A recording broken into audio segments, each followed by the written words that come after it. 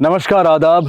Crime petrol सतर्क के आज के इस एपिसोड में मैं अनूप सोनी आप सबका स्वागत करता हूं। 30 दिन 30 यूनिक केसेस की श्रृंखला में आज का ये केस सिर्फ एक आपराधिक घटना को बयां नहीं करता है, बल्कि एक समाज, एक सिस्टम के तौर पर हमारे इर्द गिर्द पनप रहे पाखंड को भी उजागर करता है। इस केस के कई पहलुओं पर विस्तृत रूप से जानकारी देने के लिए हमारे साथ हैं हमारे आज के मेहमान और जाने माने रिपोर्टर साहिल जोशी। नमस्कार, मैं हूं साहिल जोशी। क्राइम पेट्रोल सतर्क में आज फिर मैं लेकर आया हूं एक ऐसा अनदेखा अनसुना केस जो मुझे लगता है कि आपको देखना चाहिए। आज जिस अपराध की कहानी की मैं चर्चा करने जा रहा हूं, उस अपराध की जड़ें इस कहानी में नहीं मिलेंगी, बल्कि इस अपराध की जड़ें उस वायरस से जुड़ी है जो आज से नहीं बल्कि सदियों से हमारे अंदर और हमारे समाज के अंदर पल रहा है। आधुनिकता के इस दौर में पहुंचकर भी हम इस वायरस की वैक्सीन या इस वायरस का इलाज ढूंढ नहीं पा रहे हैं। आज की ये कहानी सिर्फ हमारे समाज पर नहीं तो हमारी कानून व्यवस्था पर भी एक तमाचा है। अरे जल्दी जल्दी चलो ना आप। अरे गुंजा समझा कर, हम ऐसी हालत में नहीं चल सकते तेज। देखो ना कितना अंधेरा हो गया है और ऊपर से आज हम लाठी लेके भी नहीं आए। अगर जंगली कुत्ते आ गए ना तो वो नोच डालेंगे हमें।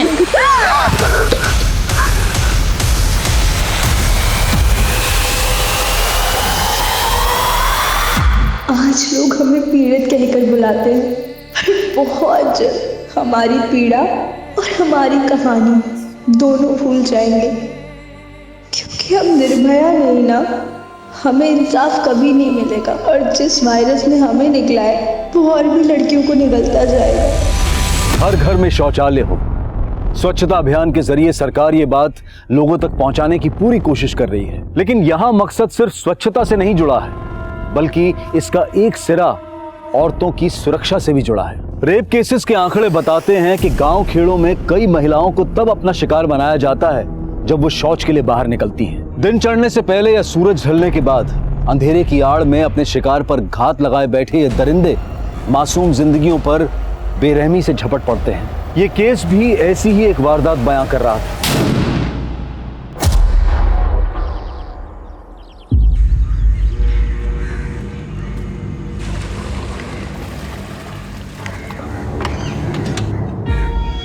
ए शंकर, उतर भी पानी डाल, चल। D-5। गोपाल सर, हमारा जवाब सही है ना? बिल्कुल सही है गुंजा। कैलकुलेटर गलत हो सकता है लेकिन तुम नहीं। 10वीं कक्षा में हो और 12वीं के सवाल इतनी आसानी से हल कर देती है। शाबाश बेटा। ये सर, हमारा जवाब सही है। रानी, जिस दिन तुम सही जवाब दे दोगी ना, उस दिन पूरे गांव में पेड़े बांटेंगे हम। क्या करें सर, सवाल ही इतना मुश्किल था। पता नहीं 12वीं कब हम पास करेंगे। 12। अरे सवाल का जवाब है 12। कुछ सीखो गुंजा से, समझी? और तुम्हारी सहेली कोमल क्यों नहीं आई आज? वो उसके पेट में दर्द है। सर हमें लेट हो रहा है, जाना होगा वरना अमर भैया गुस्सा हो जाएंगे। सर हम भी जाते हैं। ठीक है बेटा। सुभाष। अरे आराम से रानी जी, इतना भी क्या डरती हो अपने अमर भैया से? जैसे कि तुम नहीं डरती ना अपने बाबा के गुस्से से। हम नहीं डरते, बाबा हमसे बात ही कहाँ करते हैं।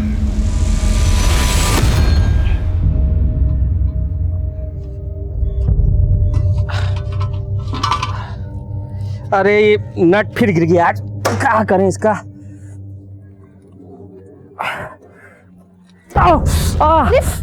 क्या हुआ? अरे लग गया। आप भी ना चक्का ठीक करने के चक्कर में बार बार चोट लगा लेते। एक बार ठीक से मरम्मत काहे नहीं करवा लेते ठेला का? अब कल किशोरी काका को देके आएंगे, सुबह वही ठीक करेंगे इसको। ये लो पापा, सही हो गया। जो पुराना चेयर नहीं था जो टूट गया था, उसका नेट बोल्ट एकदम अच्छे से फिट हो गया। और पापा ये सारा सामान एक तरफ मत रखा करो, बराबर से रखा करो, तो ये चक्के पे ना ज्यादा बोझ भी नहीं पड़ेगा और नेट भी नहीं निकलेगा फिर तो। चलते हैं।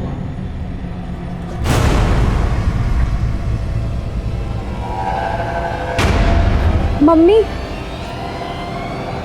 ये पापा हमसे बात काहे नहीं करते हैं? गुंजा बेटा, पापा तुम दोनों बहनों से बहुत प्यार करते हैं, बस जताते नहीं हैं। और आज आने में इतना लेट कैसे हो गया? वो हम गोपाल सर के पास गए थे अपना पेपर चेक कराने के लिए। अरे तो हमसे पूछ लेती, हमको पता है तुमको गणित में 100 में से 100 अंक मिलेंगे। हाँ, तेरी कोमल दीदी का पता नहीं, वो बस फेल ना हो इतना ही बहुत। वैसे है कहाँ पे वो? अपने कमरे में पेट दबाए लेटी है सुबह से। कोमल दीदी, डरा दिया। अच्छा एक बात बताओ, ये किसी ने नया नुस्खा बताया क्या कि लिपस्टिक लगाने से पेट दर्द चला जाता है? चुप कर, और अम्मा को मत बोल देना। आज तक बताए हैं क्या कभी? लेकिन ऐसे पढ़ाई डालती रहोगी ना तो परीक्षा में अंडे मिलेंगे, जो भी उबले हुए। अब हमको तुम्हारी तरह पायलट तो बनना नहीं है कोई पढ़ लिख के। हम तो किसी राजकुमार की दुल्हन बनेंगे। ला ला ला ला ला ला।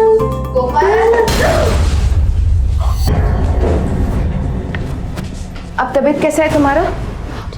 मुंह तो देखो कैसा लाल हो पड़ा है। गुंजा, तुम हाथ मुंह धोकर खाना खा लो, हम पानी लेकर आते हैं।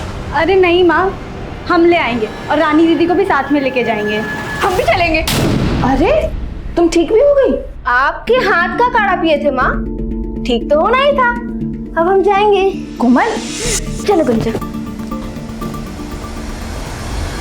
पता है कोमल दीदी, गोपाल सर रानी दीदी से कह रहे थे कि अगर वो इस साल पास हो गई ना तो पूरे गांव में पेड़े बांटेंगे। चुप कर गुंजा, बहुत मारूंगी तुझे। ना ये पास होगी ना गोपाल से पेड़े बांटेंगे।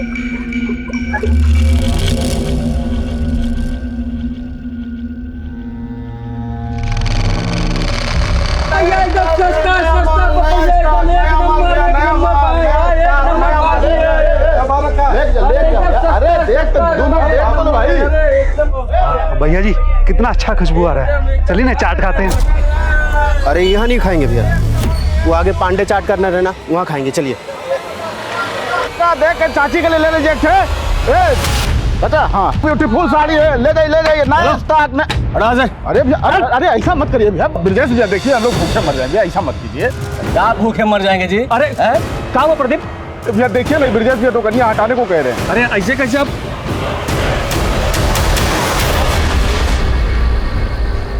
मोबाइल वोबाइल बंद करो, पापा आ गए। अरे सारा छोला ऐसा का ऐसा है और बाकी सामान भी ऐसा का ऐसा है। आज बिल्कुल भी बिक्री नहीं हुआ क्या? आते सवाल शुरू कर दी ना। ये सब सामान उतार कर रखो और खाना लगाओ, हम हाथ मुंह धो के आते हैं। माँ हमको खेत जाना पड़ेगा। इस वक्त नहीं, कल सुबह चलेंगे। माँ हमसे नहीं रुका जाएगा, हमको अब भी जाना पड़ेगा। आपको खाना परोसना है। माँ समझो, नहीं रुका जाएगा। आई माँ हम चले जाते हैं दीदी के साथ। हाँ। आप परेशान मत हो। ठीक है, लेकिन जल्दी आ जाना। हाँ। चल गुंजा।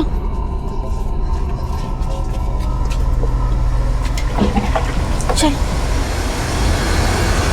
समझा कर गुंजा, ऐसी हालत में हम जल्दी नहीं चल सकते। अरे देखो ना कितना अंधेरा हो गया, और ऊपर से आज हम लाठी लेके भी नहीं आए। अगर जंगली कुत्ते आ गए ना तो वो नोच डालेंगे हमें। क्या सारा पानी हम पे डाल दोगी? आप डरा दी काफी हमको। हमने डरा दिया, ध्यान से चला करो। अरे फोन की बैटरी को भी अभी खत्म होना था, अब क्या करें? पास में ही है, जल्दी चलते हैं यहाँ से। हाँ, लेकिन लोटे का पानी तो गिर गया। आगे कहीं से भर लेंगे, अभी चलो। दीदी कुएं से पानी भर लेते हैं। नहीं नहीं, ये बड़े लोग का कुआं है। अरे तो क्या हुआ दीदी, बड़े लोगों का दिल भी बहुत बड़ा होता है और हमें सिर्फ एक ही लोटा पानी तो चाहिए। ले ले जल्दी ले।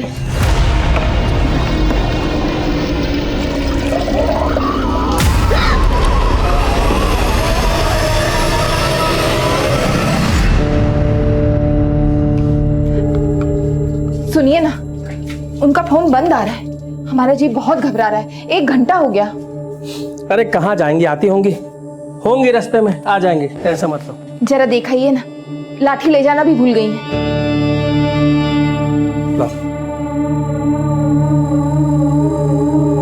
गुंजा, ए कोमल, ए भैया, गुंजा कोमल कहीं देखे हैं क्या?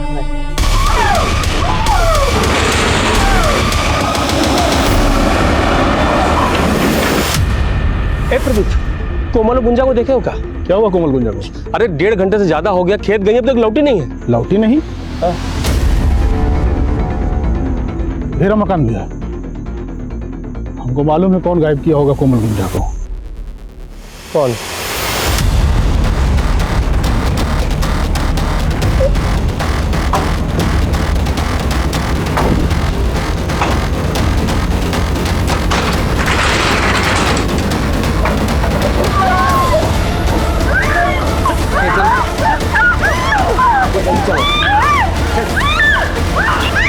हाथ पुलिस के।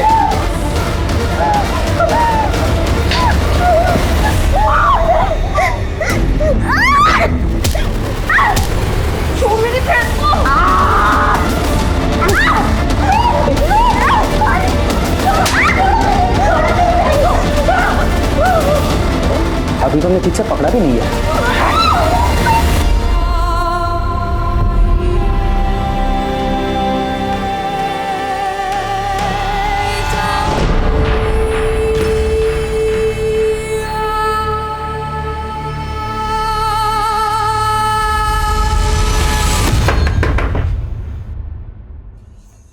तो क्या कर रहा है ब्रिजेश भैया, हमारे किए का सजा हमारे बच्चों को काहे दे रहे हैं? छोड़ दीजिए बच्चियों को। क्या कह रहे तू? हैं? निकल! हाथ में ताड़ी पे क्या है का? अरे हम कहे अगवा कर तुम्हारी बेटी को? ऐसा मत बोलिए ब्रिजेश भैया, 2 घंटा हो गया, लड़कियां वापस नहीं आई। उनकी अम्मा का रो रो के बुरा हाल है भैया। बुरा हाल हो गया तो हम क्या करें? जाके ढूंढो, किसी के साथ भाग गई होंगी। तुम निकले तो कौन सा नया बात है ये सब? ब्रिजेश, मुंह संभाल के बात कर और सीधे सीधे कह रहे हैं हमारी बेटी को बाहर भेज। चल, नहीं बताएंगे। क्या कर लेगा? क्या कर लेगा? भैया देखिए, धक्का मत। क्या कर लेगा तू? बताए क्या कर लेंगे? आप बताओ। बताए क्या कर लेंगे तुम? क्या साला पुलिस वाले पे हाथ उठाया तेरी तो। ठीक नहीं कर रहे आप, छोड़िए, हटिए। हेलो, प्रणाम साहब, हम कन्हैया बोल रहे हैं।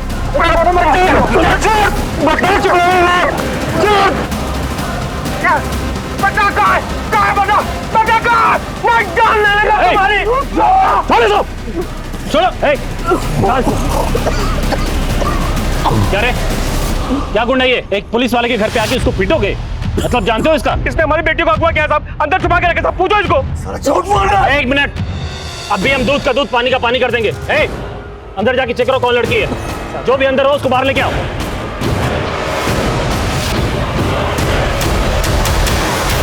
साहब, अंदर तो कोई नहीं है, अच्छे से देख लिए। यहाँ तो कोई नहीं मिला। अब तुम हमारे साथ थाने चलो, तुम्हारी दबंगई निकाल। चल अंदर, पुलिस वालों को मारेगा।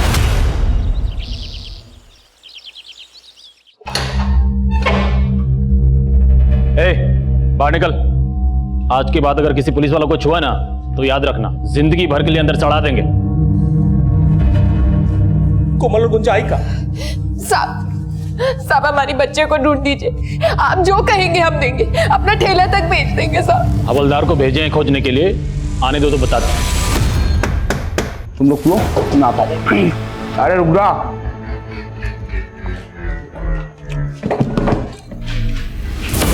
अरे आपने तो बड़ा टाइम लगा दिया, आपका थोड़ा बासी हो रहा है।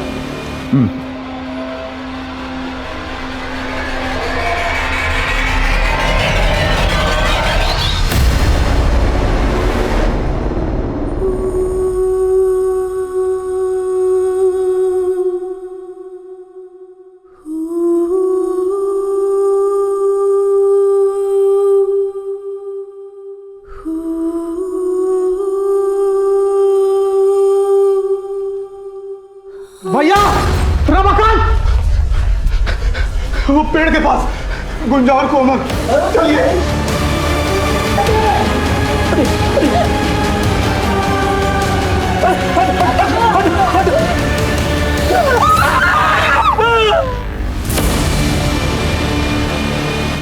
कोमल और गुंजा की लाश लगभग 33 घंटे बाद मिली और इन 33 घंटों में जिस बर्बरता से उनके शरीर को रौंदा गया था उसे शब्दों में बयां नहीं किया जा सकता।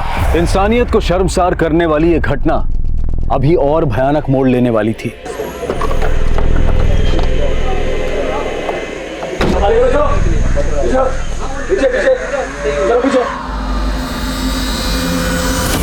ये तो आत्महत्या का मामला लग रहा है। ब्रिजेश, उतरवाओ लाश। साहब, हमारी बेटी आत्महत्या नहीं कर सकती है साहब। पोस्टमार्टम में सब पता चल जाएगा। हाँ, आराम से। जब तक हमारा बेटे को इंसाफ नहीं मिलता साहब, हम लाश नहीं उतारने देंगे। कैसा बेवकूफ वाला बात कर रहे हो? अरे लाश को उतारेंगे, पोस्टमार्टम कराएंगे, रिपोर्ट मंगाएंगे, तब ना इंसाफ दिलाएंगे। स्ट्रेचर मंगाओ।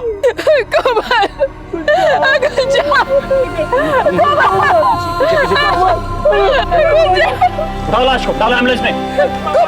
नहीं जाने देंगे। चलो, हम नहीं जाने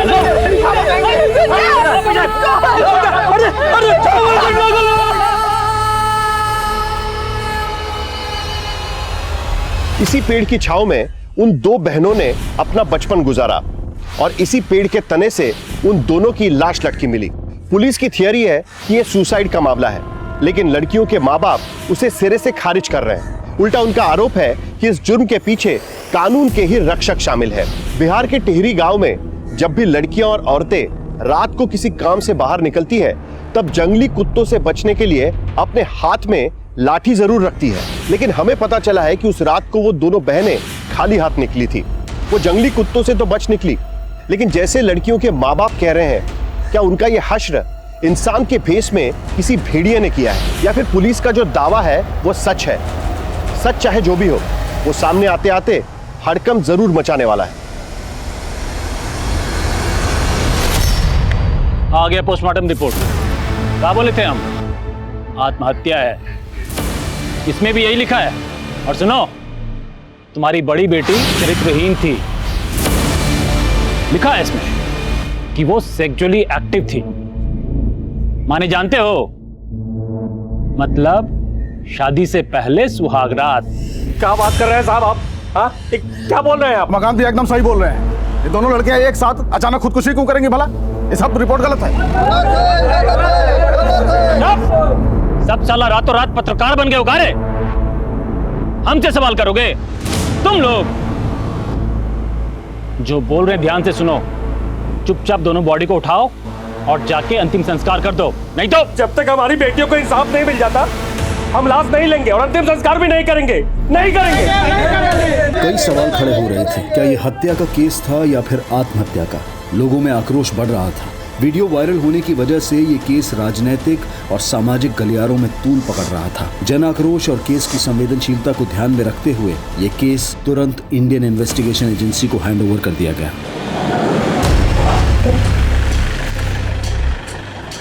sir, sub inspector Dinkar.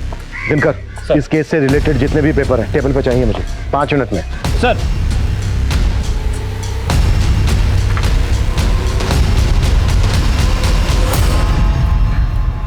Dinkar, आखिरी बार पूछ रहा हूं मैं, ये सोसाइटी था या फिर रेप और मर्डर? सर 100% सुसाइड है। देखिए ना, पोस्टमार्टम रिपोर्ट में भी तो ये लिखा है। एक बात बताओ दिनकर मुझे, अगर ये सोसाइटी है तो फिर कोमल और गुंजा के कपड़ों पर खून क्यों लगा था? सर, खून के धब्बे इसलिए थे क्योंकि दोनों विक्टिम्स का महीना चल रहा था। दोनों बहनों का एक साथ? Are you sure doctor? जी बिल्कुल। रमाकांत, संभालो।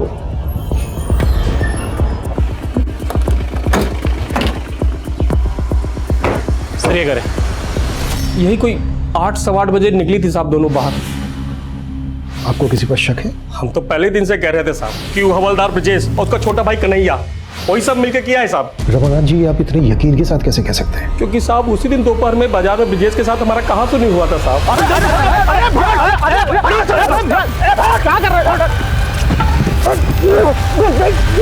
साहब, उसी शाम को जब हम घर आ रहे थे तभी सुने थे दोनों भाइयों को बात करते हुए। नहीं भैया, हम रमाकांत को छोड़ेंगे नहीं। देख रहे थे ना, बहुत बड़का नेता बन रहा है। अरे काहे का नेता रे? 2 मिनट नहीं लगे, पूरा परिवार गायब कर देंगे उसका। फिर मालूम चला कि कोमल और गुंजा गायब है। इसीलिए साहब हम यकीन से कह सकते हो दोनों भाई मिलकर किया है सब।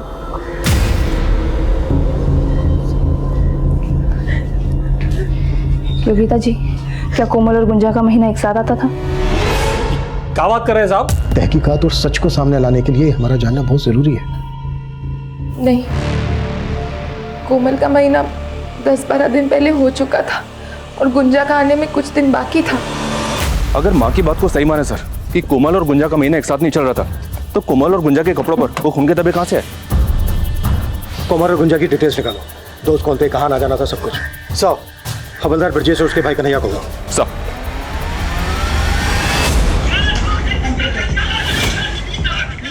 हाँ साहब जी, वो उस दिन मार्केट में हमारा झगड़ा तो हुआ था रमाकांत के साथ, और तुमने उसके परिवार को 2 मिनट में गायब करने की बात भी की थी। साहब, हम कोई गुंडा बदमाश तो है नहीं जो किसी का परिवार 2 मिनट में गायब कर देंगे। मतलब तुम पे जो आरोप लग रहे हैं ये सब के सब बेबुनियाद है? हाँ साहब, सब झूठ है, हमने कुछ नहीं किया है।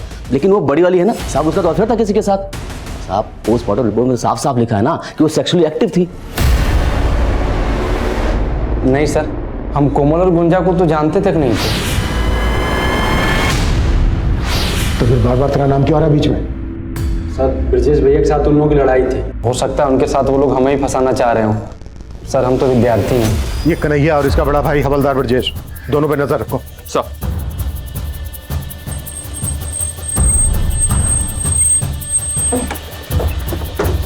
आइए सर। सर इसी पेड़ से दोनों लड़कियां लटकी हुई थी। आइए ना। एक मिनट वर्मा, जाओ।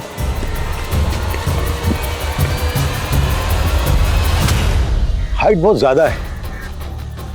क्राइम सीन से ना तो कोई स्टूल मिला है ना ही कोई कुर्सी। इतनी हाइट पर जाकर फांसी का फंदा बनाना प्रैक्टिकली मुमकिन नहीं है। Right sir. और गौर करने वाली बात यह भी है सर कि अगर इन दोनों को सुसाइड करना था तो यहीं पे आके सुसाइड क्यों किया? बात ही। हाँ बोलो। सर गांव में पता किया, रमाकांत का रवैया अपने बेटियों के खिलाफ अच्छा नहीं था। उसे बेटे की बड़ी चाह थी और जब कोमल के बाद गुंजा पैदा हुई तो काफ़ी निराश था। बेटियों से सीधे मुंह बात भी नहीं करता था। हमें कोई बात नहीं करना है और ये ट्यूशन में पैसा खर्चा करने के लिए नहीं है हमारे पास। स्कूल में पढ़ती हो ना तो पढ़ो, वरना छोड़ दो। वैसे भी कोई खास उम्मीद नहीं है तुमसे। वैसे तो अभी तक हम ये मानकर चल रहे हैं कि सुसाइड नहीं मर्डर है, पर ये भी तो हो सकता है कि सर यही पारिवारिक वजह हो दोनों के सुसाइड करने की। नहीं वर्मा, ये सुसाइड तो नहीं लगता। आई एम श्योर ये मर्डर ही है। हाँ, ये हो सकता है कि ब्रजेश और उसके छोटे भाई कन्हैया ने इस कांड को अंजाम दिया। ब्रजेश एक पुलिस वाला है, सबूत मिटाना उसके लिए मुश्किल तो रहा नहीं होगा। कितने ही केसेस में उसने देखा होगा कि सबूत किस तरह। हमारा नाम हरी सिंह है साहब। ये दीवार के पीछे का सारा जमीन और इधर वाला पूरा जमीन वहां तक हमारा ही है साहब। और इस कुएं से हम लोग सिंचाई करते हैं। हरी सिंह जी, आप कोमल और गुंजा को जानते थे?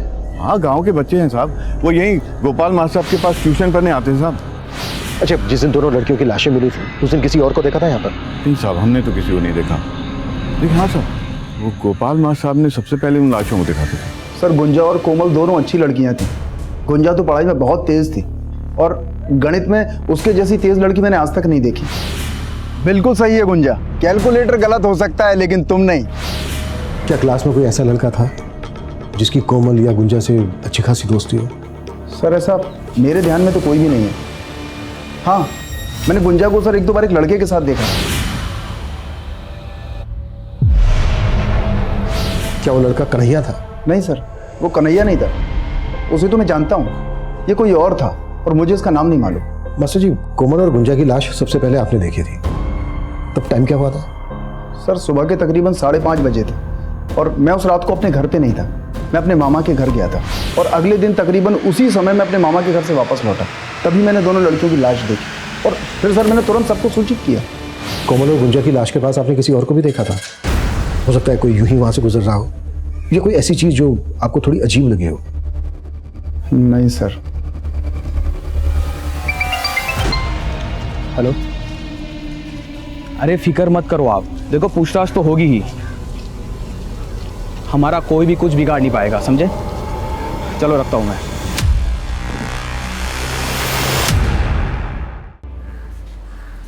कन्हैया। हाँ सर। तुम यहीं पढ़ते हो? हाँ। क्या इत्तेफाक है, कोमल की खास सहेली रानी भी यहीं पढ़ती है। जानते ही होगे।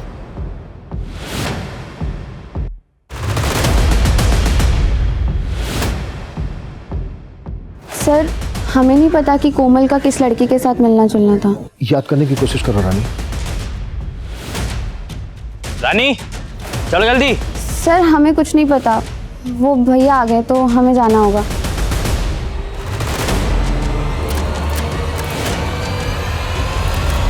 ऐसा लग रहा है जैसे रानी कुछ छिपा रही है हमसे, और इस कन्हैया का भी इस केस से कुछ ना कुछ लेना देना तो है।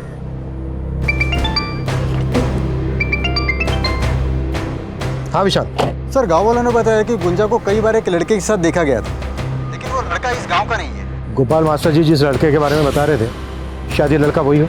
विशाल एक काम करो, गुंजा के स्कूल जाओ, वहां से पता करो, शायद वहां से कोई जानकारी मिले। Okay sir. कोमल और गुंजा 10 मार्च की रात को 8 सवा 8 बजे घर से निकली और अगले दिन तक उनकी कोई खबर नहीं। फिर 12 मार्च की अर्ली मॉर्निंग इन दोनों लड़कियों की लाशें इन्हीं के गांव के एक पेड़ से लटकी हुई मिली। 10 मार्च की रात से लेकर 12 मार्च की सुबह तक ये दोनों लड़कियां कहीं तो थीं, या तो अपनी मर्जी से या फिर फोर्सफुल। लगभग 33 घंटे ये लड़कियां जिस लोकेशन पे थी, हमें उस लोकेशन का पता लगाना है। अगर हमने इस लोकेशन का पता लगा लिया तो केस अपने आप सॉल्व हो जाएगा।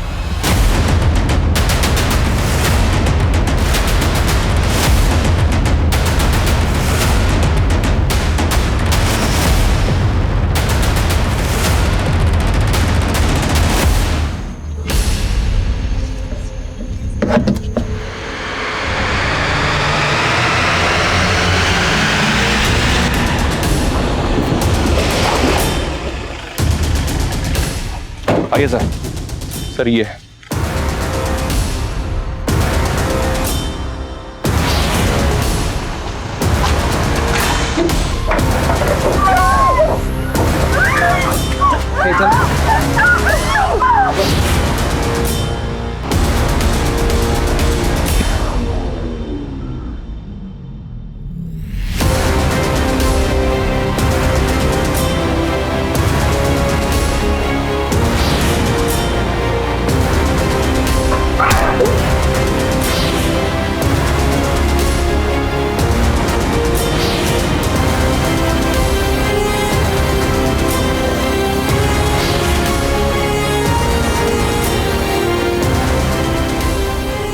वर्मा, ये जगह सील करो और फॉरेंसिक को बुलाओ। अगर कोमल और गुंजा यहाँ थे तो उनके साथ जो हुआ है वो किसी हैवानियत से कम नहीं है। ये जो टायर के निशान है ये किसी हैवी व्हीकल के हैं, एसयूवी, ट्रक या टेम्पो। आसपास पता करो कि इस तरह की किसी बड़ी गाड़ी को देखा गया था क्या। Okay sir. पोस्टमार्टम रिपोर्ट में सुसाइड दिखाया तो क्या हुआ? दोनों लड़कियों की लाशों को देखकर नहीं लगा तुम्हें कि उनका रेप और मर्डर हुआ है? हम तो वो क्या वो किसे बचाने की कोशिश कर रहे हो? हवलदार ब्रजेश और उसके छोटे भाई कन्हैया को? नहीं सर, हम किसी को नहीं बचा रहे। हमने अपनी कार्रवाई पूरी ईमानदारी से की है सर। अब ये नया मोड़ कैसे आ गया हमें कुछ समझ में नहीं आ रहा है। समझ में नहीं आ रहा है ना? कोई बात नहीं, अब घर जाकर शांति से समझना। सस्पेंड किया जाता है तुम्हें। आउट। ये रही फॉरेंसिक रिपोर्ट। हमें जो दांत मिला था वो गुंजा का ही था। दोनों लड़कियों का ब्लड ग्रुप मैच हो गया है कलेक्टेड ब्लड से। दोनों लड़कियों के साथ सिर्फ रेप ही नहीं किया गया है बल्कि उनको बुरी तरह से मारा गया है। मारने से पहले उनको बुरी तरह से तड़पाया गया है। लेकिन आपकी पोस्टमार्टम रिपोर्ट में ना तो रेप का जिक्र है ना ही असॉल्ट का वार। सर वो हमारा पहला पोस्टमार्टम रिपोर्ट था, हमें कुछ समझ नहीं आया सर। बकवास मत करो, तुम सबके सब मिले हुए हो। I will report about this. उन दोनों लड़कियों के साथ सिर्फ उन हैवानों ने ही जुल्म नहीं किया है बल्कि तुम सब भी शामिल हो इसमें। Out out.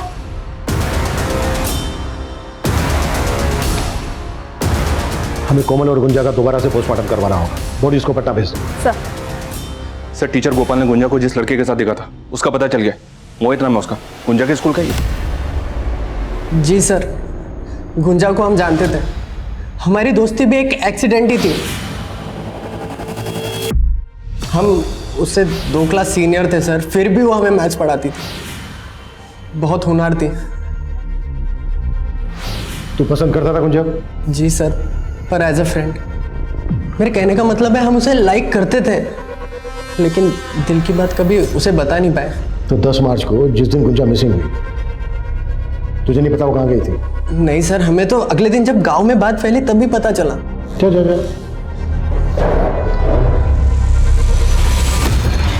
सर, पटना से कोमल और गुंजा की पोस्टमार्टम रिपोर्ट्स आ गई। सर रिपोर्ट्स में लिखा है कि दोनों लड़कियों की बॉडी पे इंजरी मार्क्स मिले लेकिन रेप का कोई साइन नहीं है और मौत का कारण सुसाइड ही था। What? ऐसा कैसे हो सकता है? कोमल गुंजा को इंसाफ दो, इंसाफ दो, इंसाफ दो। पुलिस प्रशासन हाय हाय, मुजरिमों को सजा दो, सजा दो, सजा दो। मुजरिमों को सजा दो, सजा दो, सजा दो। अत्याचार नहीं सहेंगे, नहीं सहेंगे, नहीं सहेंगे। दूसरी पोस्टमार्टम के रिपोर्ट के बाद IIA के इरादों को भी शक के नजर से देखा जा रहा है। क्या ये एजेंसी किसी के दबाव में काम कर रही है या फिर लोगों के आक्रोश को शांत करने के लिए दोबारा और निष्पक्ष जांच का यह पूरा ढोंग रचाया गया है? विश्वसनीय सूत्रों से पता चला है कि लोगों के विरोध और मीडिया द्वारा उठाए गए सवालों के चलते इंडियन इन्वेस्टिगेटिंग एजेंसी ने दोनों लड़कियों की बॉडीज को तीसरी ऑटोप्सी के लिए दिल्ली ले जाने का फैसला लिया है। क्या तीसरी ऑटोप्सी से जांच को कोई नई दिशा मिलेगी या ये केस भी पुलिस रिकॉर्ड में बंद पड़ी अनगिनत फाइलों की तरह धूल फाकती रह जाएगी? फर्मा, इस केस में हमसे कुछ तो छूट रहा है। ये सुसाइड केस तो बिल्कुल नहीं है। विक्टिम की फैमिली का भी यही मानना है और मेरा भी। सर हमने अभी तक जितने भी एंगल्स टटोले हैं हमें हर तरफ डेड एंड ही मिला है। जिस जगह पर उन लड़कियों को टॉर्चर किया गया था वहां वो टायर के मार्क्स किस गाड़ी के हैं ये भी अभी तक पता नहीं चला हमें। वर्मा, एक काम करते हैं, इस केस से रिलेटेड जितने भी डॉक्यूमेंट्स हैं, कॉल रिकॉर्ड्स, रिपोर्ट्स, फोटोग्राफ्स, सबको दोबारा से अच्छे से स्कैन करते हैं। शायद ऐसा कुछ मिल जाए जो अब तक हमसे छूट रहा है।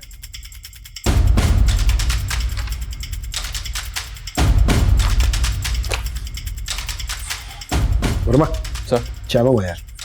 जी सर। पांडे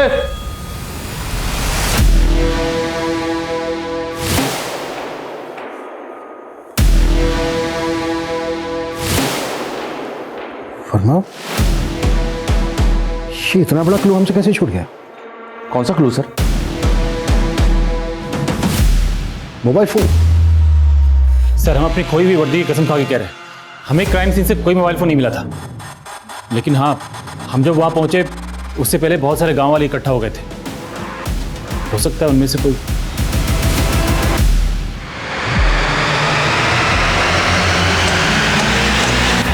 सर कोमल के फोन की डिटेल्स आ गई हैं। पिछले 2 महीने में कोमल और कन्हैया के बीच में तकरीबन 400 कॉल्स हुए सर। तो ये कन्हैया की रासलीला है?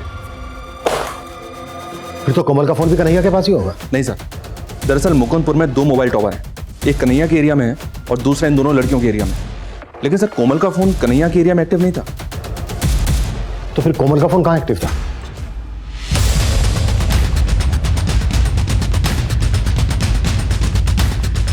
क्या हुआ साहब?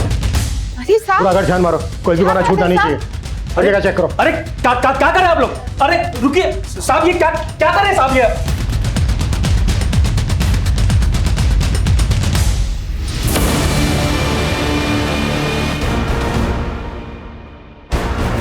ये कांच का टुकड़ा मिला है, लगता तो मोबाइल का ही है।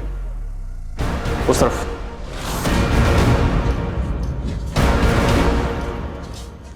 वर्मा सर बाहर चेक करो।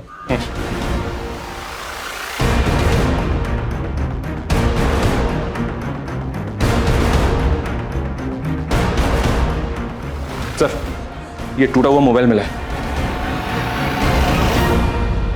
अब और कितनी एक्टिंग करनी है रमाकांत, या फिर सच बोलना है? कैसा सच? क्या बोल रहे हैं ये? योगिता जी ये क्या बताएगा, मैं बताता हूँ। कोमल कन्हैया से प्यार करती थी और ये बात आपके पति थे रमाकांत को पता चल गई, इसलिए कोमल और गुंजा दोनों को मार डाला इसने। ये कैसी बातें कर रहे हैं साहब? हम अपनी बेटियों को नहीं मारे हैं साहब। तो फिर कोमल का ये मोबाइल फोन क्यों छुपाया? क्यों झूठ बोलता रहा अब तक? ये मोबाइल कोमल की लाश के पास से मिला ना तुझे? हम जान गए थे साहब, हमारी कोमल कन्हैया छुप छुप के बातें करती है। ये फोन अगर किसी के हाथ में लग जाता तो साहब बातें बाहर आ जाती साहब। हमारी बेटी के साथ अन्याय हो चुका है साहब। हम नहीं चाहते थे कि मरने के बाद उन पर कोई लांछन लगे, इसलिए हम ये फोन छुपा दिए थे साहब। लेकिन जब हमको पता चला कि आप लोग को भी पता चल गया है तो हम ये फोन का सब मैसेज डिलीट किया और फोन तोड़ के बाहर फेंक दिए थे साहब। रमाकांत, अब तुम्हारी किसी भी बात पे यकीन करना हमारे लिए मुमकिन नहीं है। मानते हैं साहब, हम अपनी बेटियों के गुनहगार हैं साहब। बेटे के मुंह में हो गए थे साहब, इसलिए बेटी की काबिलियत को पहचान नहीं पाए। और आज जब वो नहीं है तब महसूस कर रहे हैं कि हम कितने आगे हैं साहब। और मैं समझ में नहीं आ रहा है इस रमाकांत पे कितना भरोसा किया जाए और कितना नहीं। एक काम करो, कन्हैया को उठा लो, उसी से होगा दूध का दूध पानी का पानी। सर हेलो,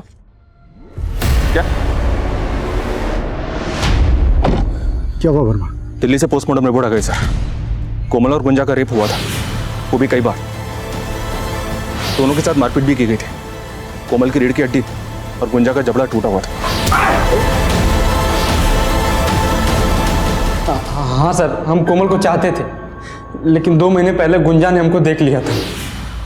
सर गुंजा की उसकी बहन के साथ अच्छी बनती थी, इसलिए उसने किसी को बताया नहीं। लेकिन फिर हमारा कोमल से झगड़ा हो गया और उसने हमारा फ़ोन उठाना बंद कर दिया।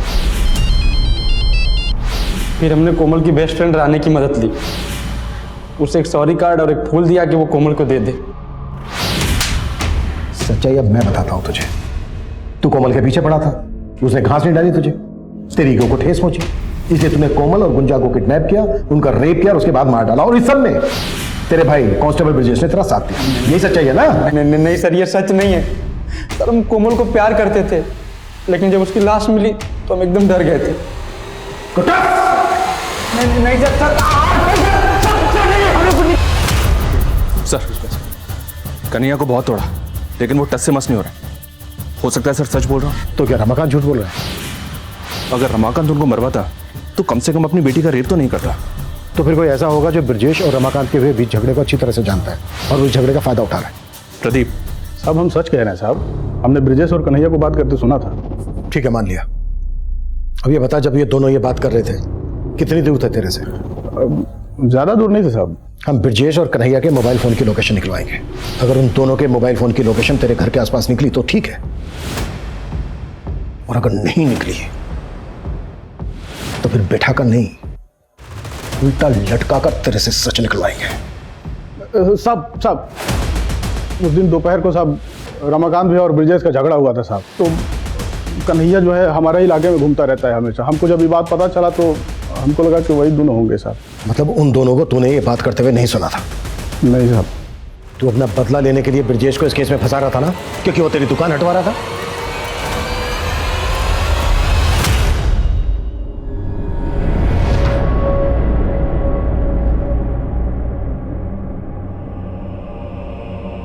माँ क्या बना रही हो? लो मैं ये उतार देती हूँ। लगी मुझे, मैं मलहम लेकर आती हूँ। बहुत जल रहा है, इसे ठंडा लगेगा।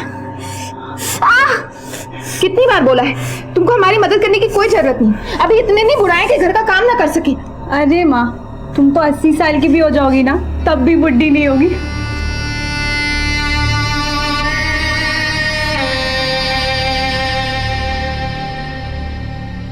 माँ ये दुपट्टा कैसा लग रहा है हम पे?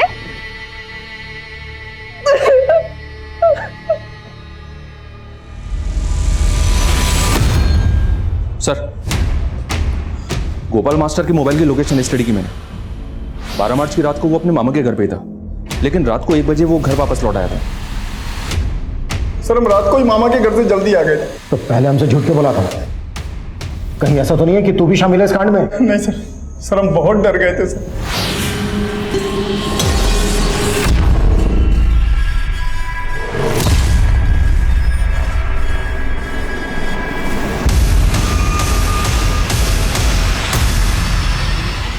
इतनी बड़ी बात पुलिस से क्यों छुपाई? सर हमने कहा ना सर, हम बहुत डर गए थे सर। हमने अपनी बीवी से पूछा, उसने कहा कि हमें इस पचड़े में पड़ने की कोई जरूरत नहीं। कहाँ लॉक थे? हमको नहीं मालूम, हमने नहीं देखा। टेम्पो किस रंग का था वो? हरा सफेद था सर। हम सच कह, वो टेम्पो पहले भी आया है।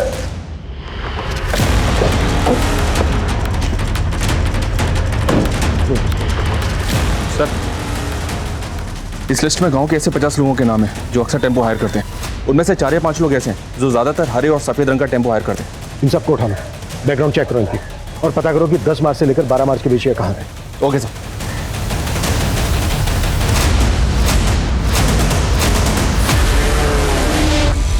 सर, सुमेरपुर गांव में कल रात को एक टेम्पो ने कार को टक्कर मार दी थी।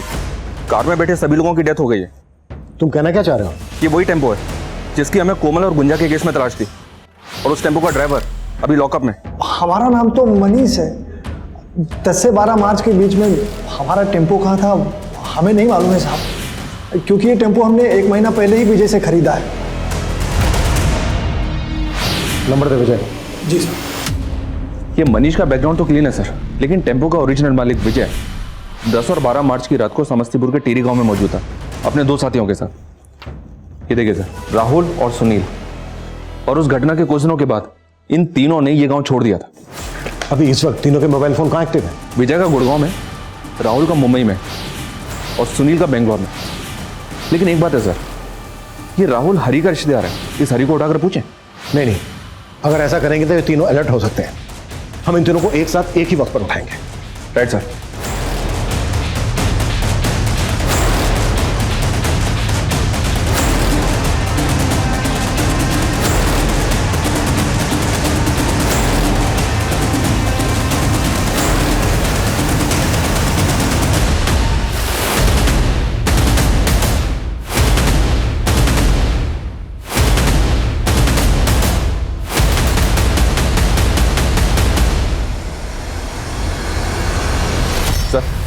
सब टारगेट कंफर्म हो गए, उठा लें? नहीं, अभी नहीं। शार्प 6 बजे तीनों को एक साथ उठाओ, ताकि किसी को भी बचने का मौका ना मिले। Okay sir.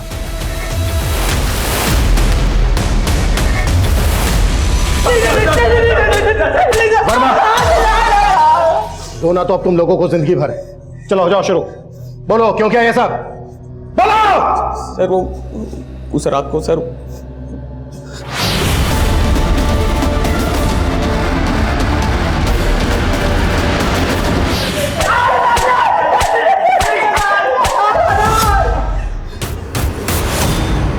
इस राहुल के सीडीआर में एक नंबर यहाँ का भी मिला है। यहाँ का? जी सर, इसी थाने से 10 मार्च को राहुल को कॉल किया गया था। किसने कॉल किया था? किसने कॉल किया था?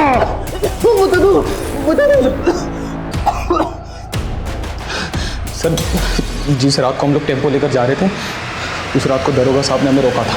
जी हाँ सर, 10 मार्च की रात को हमने उन तीनों लड़कों का टेम्पो चेक किया था। हाँ जी साहब। ये हेडलाइट कैसे खराब है? साहब वो थोड़ी सी बिगड़ गई है। बिगड़ गई? एक लाइट से गाड़ी नहीं चला सकते, पता है ना? कहाँ से आ रहे हो? ये पीछे वाली सड़क से आ रहे थे। एक्सीडेंट किया हो कहीं? नहीं साहब, कुछ भी नहीं किया। टेम्पो में पीछे क्या है? पीछे खोल के दिखाओ। ए साहब पीछे आओ।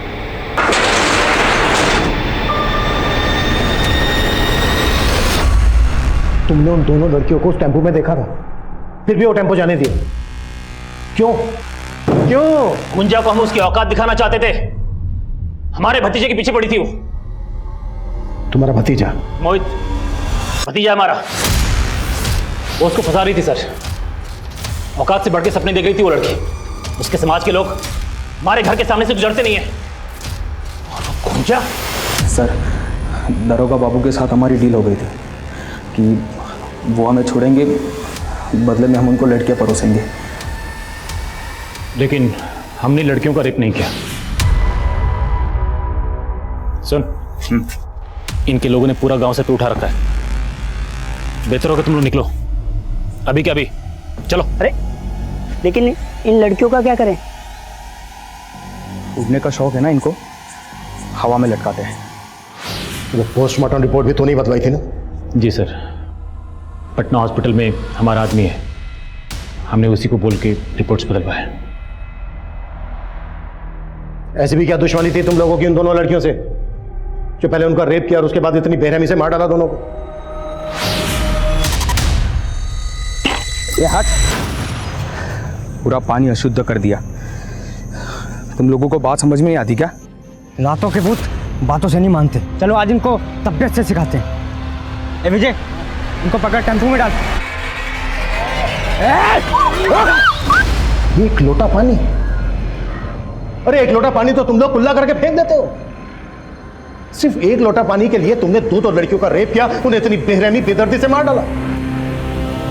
इतना कुत्तों की इनकी चीखें मुझे मेरे केबिन में सुनाई देनी चाहिए।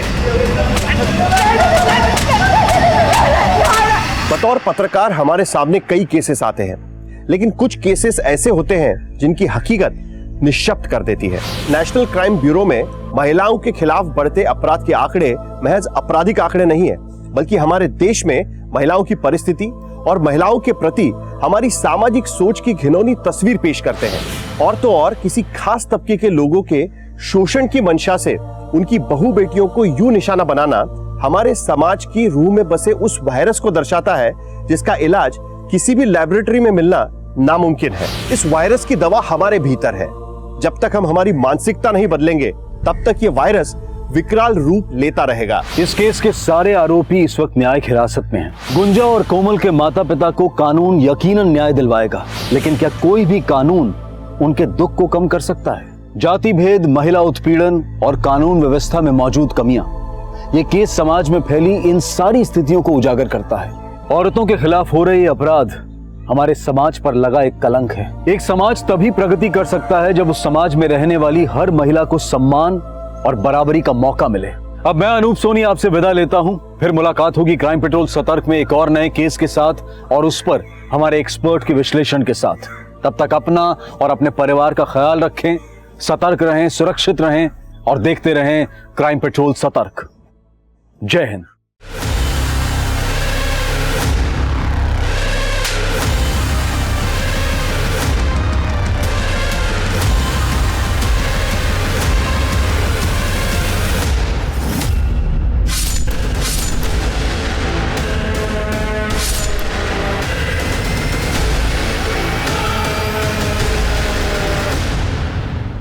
नमस्कार, आदाब।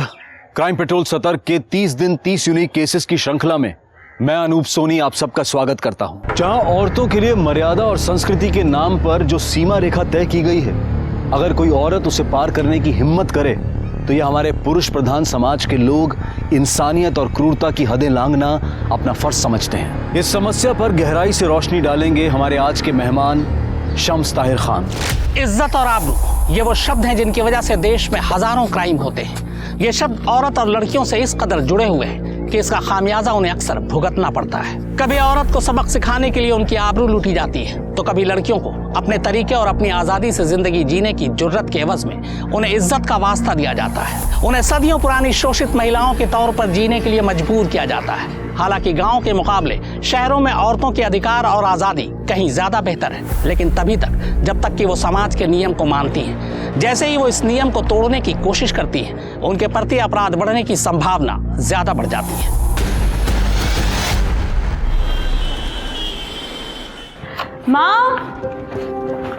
माँ मेरा टिफिन रेडी है? हाँ बेटा रेडी है, पहले नाश्ता तो कर लो। नहीं माँ, मैं ऑफिस के लिए बहुत लेट हो रही हूँ, आप बस मेरा टिफिन दे दो, मैं निकलती हूँ। अच्छा अभी लाई। बेटा थोड़ा सा तो खा लेती। नहीं माँ, बहुत लेट हो चुकी हूँ। 2 टिफिन? 1 रोटी तो खाई नहीं जाती जया तुमसे, फिर ये 2 टिफिन किसके लिए? भाभी वो क्या है ना कि हम लोग ऑफिस में साथ में लंच करते हैं, तो कहीं कम पड़ जाए इसीलिए। तुम्हें तो फ्री में खिलाते ही हैं, अब तुम्हारे स्टाफ को भी फ्री में खिलाएं। बहू जरा संभाल के बात करो। माँ सही तो कह रही है, वो सरकारी नौकरी है, इतना अच्छा कमाती है, ये नहीं कि घर में मदद करे।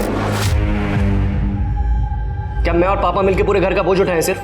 मनोज, तुम अच्छी तरह से जानते हो कि इस घर में लड़कियों की कमाई नहीं ली जाती है। रोज रोज नाटक क्यों होता है इस घर में? ठीक है पापा, नहीं करेंगे तमाशा, लेकिन इसको समझा लीजिए, एक घर है, धर्मशाला नहीं है कि। बस बस, अब बस भी करो।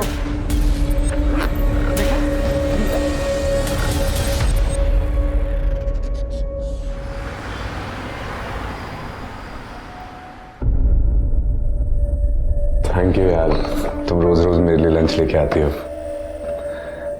नहीं तो पता नहीं कैसे रोज रोज मैनेज होता मेरा। इसमें थैंक यू की क्या बात है, आप अभी अभी ट्रांसफर होकर आए, अब इतनी जल्दी घर से खाना मैनेज करना इतना आसान थोड़ी है। तो फिर आप तीनों टाइम बाहर से खाना मैनेज करेंगे, चलेगा आपको? चलेगा, लेकिन तुम मेरी वजह से परेशान हो, ये नहीं चलेगा।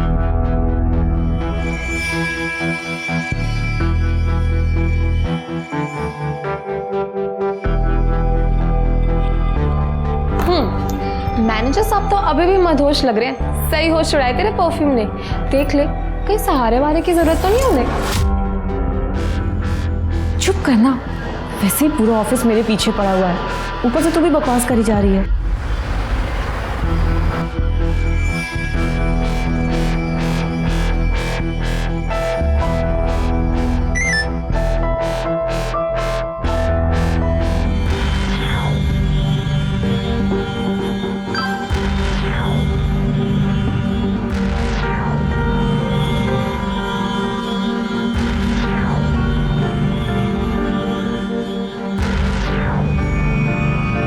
अरे जया, तू कहाँ जा रही है?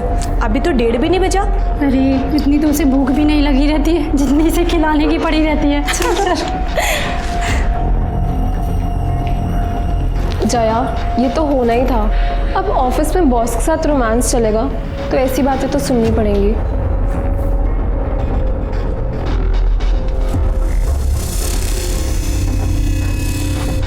अब नंदू जी, ये टिफिन आप प्रवीण सर को दे देंगे? अंकल जी, बहुत अच्छी कढ़ाई की है आपने, ऑफिस की सारी लड़कियां तारीफ कर रही थी। ये लीजिए, इसे भी कल शाम तक ऐसे ही करके दे दीजिएगा। ठीक है बेटा।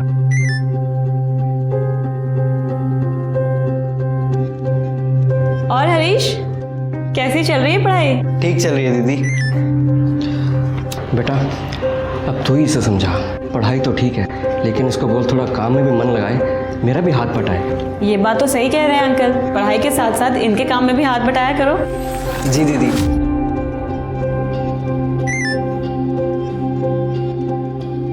अच्छा अंकल, अब मैं चलती हूँ, इसे कल शाम तक दे दीजिएगा। ठीक है बेटा।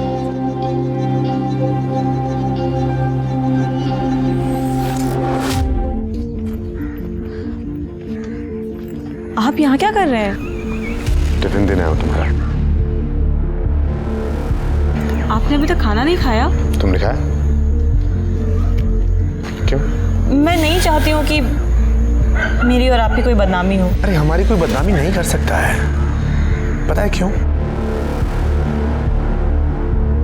क्योंकि मैं तुमसे सचमुच प्यार करता हूँ। प्रवीण, मैं भी आपसे बहुत प्यार करती हूँ।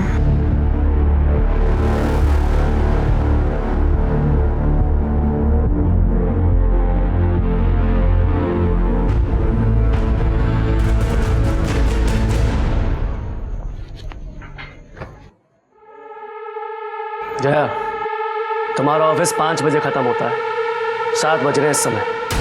कहाँ थी अब तक? भैया वो ऑफिस में आज ज़्यादा काम था। हाँ, अब ये सबको खाना खिलाने के साथ साथ सबका काम भी तो करती है ना। वैसे भी सरकारी नौकरी में 9 से 5 का टाइम होता है, लेकिन ये मैडम ये तो ओवर टाइम करती है ना। दिन भर की थकी हारी मेरी बच्ची घर आई है, ये नहीं कि कोई पानी पूछे, बस ताने मारते हैं। ये ले बेटा, पानी पी ले। तू फ्रेश हो जा, मैं तेरे लिए चाय बनाती हूँ। ला, ये मुझे दे। पापा, माँ को तो अपनी लाडली बेटी में ना कोई नुक्स नहीं दिखता है, लेकिन आप तो कुछ बोल सकते हैं ना। जवान लड़की है, कुछ ऊंच नीच हो गई ना, किसी को मुंह दिखाने के लायक नहीं रहेंगे हम। अरे उसकी नौबत नहीं आई, हम समय से उसकी शादी करके उसे ससुराल भेज देंगे। मैंने कुछ लड़कों के फोटोग्राफ मंगाए हैं, जो लड़का पसंद आएगा उससे बात आगे बढ़ा देंगे।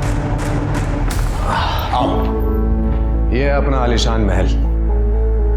बाप रे, कितना गंदा कर रखा है घर को। ये देखो, ये गीला टॉवल कैसे रखा, और ये पजामा, ये कोई टी शर्ट रखने की जगह है? हाँ, इतनी गंदगी में कैसे रह लेते हो तुम?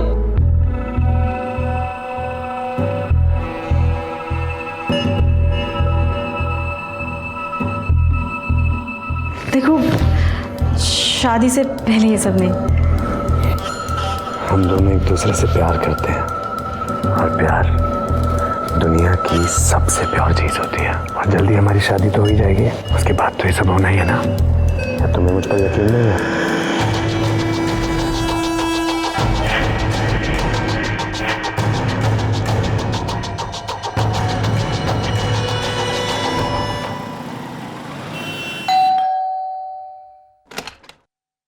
अरे तुम दोनों एक साथ कहाँ से आ रही हो?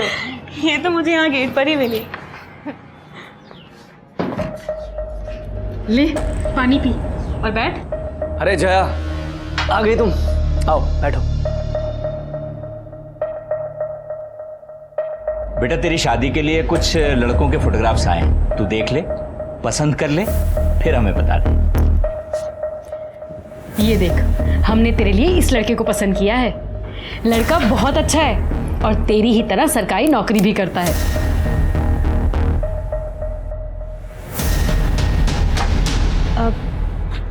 पापा, वो मैं आपको बताने ही वाली थी। हाँ बोलना। मैंने अपने लिए एक लड़का पसंद कर लिया है। कौन है, क्या करता है? बताऊंगी और आप लोगों से मिलवाऊंगी भी, और आप लोगों को भी वो बहुत पसंद आएगा।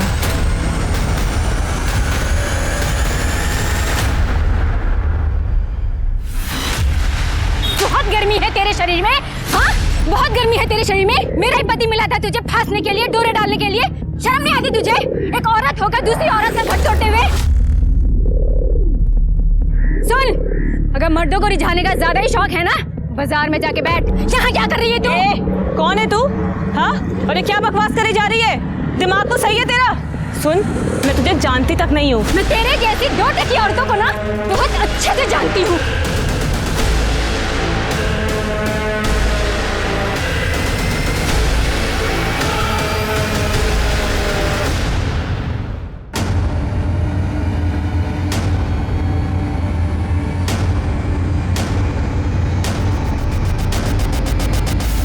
ऐसा कुछ भी नहीं है जैसा आप लोग सोच रहे हैं। तू बता दे कैसा है? क्यों ये औरत तेरे साथ हाथापाई कर रही है, और किस बात का इल्जाम लगा रही है तुझ पे? मैं इस औरत को जानती तक नहीं हूँ। इसे जरूर कोई गलतफहमी हुई है। ये क्यों ऐसा कर रही है मुझे नहीं पता। झूठ मत बोल, सब पता है तुझे। हर जगह हमारी नाक कटवा चुकी है। तू हो रही है हमारी। भाभी, मम्मी की कसम मैं झूठ नहीं बोल रही हूँ। मैं जानती तक नहीं हूँ इस औरत को। भाभी आपको पता है ना दीदी झूठ नहीं बोलती, ऐसा कुछ होता तो पहले ही बता देती। वायरल वीडियो ये किसी खतरनाक हथियार से कम नहीं है। आखिर इस वायरल वीडियो का सच क्या है? ये औरत कौन है जो जया को गालियां दे रही है, उस पर हमले कर रही है? कहीं इस औरत ने जया को कोई और लड़की तो नहीं समझ लिया और उसके साथ गाली गलौज करने लगी, या फिर जया की जिंदगी के साथ उसका कोई रिश्ता है? मुझे तो समझ में नहीं आ रहा कि मैं किस पे यकीन करूं और किस पे नहीं। अरे जया, ये वीडियो वायरल हो चुका है और तुम कह रही हो कि तुम उस औरत को जानती नहीं हो। ऐसा कैसे हो सकता है? ये क्या कर रहे हो तुम? बैग क्यों पैक कर रहे हो? कहाँ जा रहे हो? जयपुर जा रहा हूँ माँ से मिलने, मंडे को आऊंगा।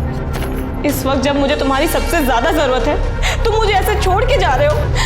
देखो मैं तुमसे यही कह रही हूँ कि एक बार पापा से चल के मिल लो। उन्होंने मुझे संडे को लास्ट चांस दिया है, अगर तुम उनसे नहीं मिले तो वो मेरी शादी किसी और से करवा देंगे। अच्छा है, अपने पिताजी की पसंद के लड़के से शादी कर लो, क्योंकि अगर ये हाथ से निकल गया ना, कोई लड़का तुमसे दोस्ती तक नहीं करेगा। अच्छा अब जाओ यहाँ से, चलो मुझे बहुत काम है। अरे जाओ यार, मूड मत खराब करो मेरे, जाओ एक बार जाओ।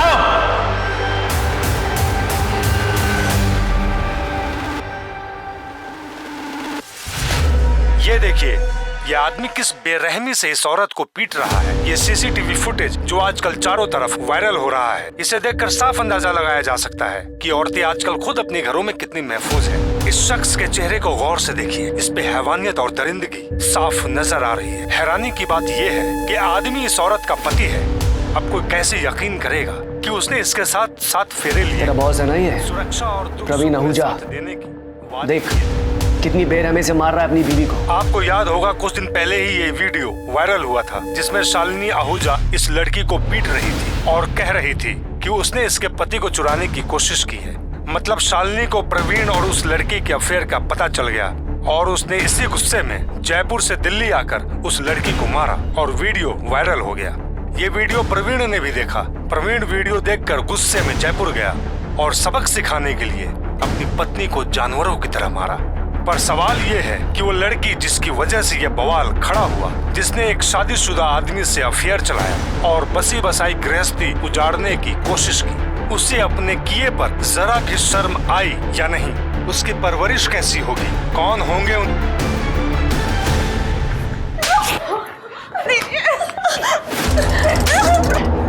देख लिया, कितनी बार मैंने आपको समझाया था चीजों को संभाल लो, उस पे लगाम लगाओ, पर नहीं, हमारी लाडली बेटी है, अब भुगतो इसको। बड़ी तड़ी में रहती थी कि पूरी दुनिया में बस एक यही औरत हो जो नौकरी कर रही है। अब मैं अपने मायके में क्या मुंह दिखाऊंगी?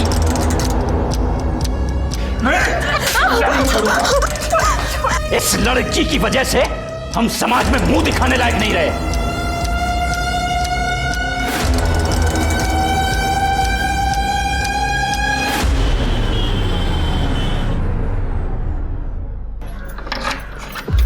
आओ जया, आओ। अरे आओ ना। देखो ये मेरे कजन सुमित का फ्लैट है, अच्छा है ना? खाली पड़ा था और जब मैंने उसे तेरे बारे में बताया तो उसने कहा तुझे जब तक यहाँ रहना ना तू रह सकती है। देख फुल्ली फर्निश्ड फ्लैट है तो तुझे कुछ खरीदने की जरूरत नहीं है। बैठ। देख तू इतना मत सोच, अब जो होना था वो हो गया। और जय मेरी बात याद रख कि सारे लोग प्रवीण जैसे नहीं होते। तू भी भूल जा उस कमीने को और लाइफ में मूव ऑन कर, एंजॉय कर।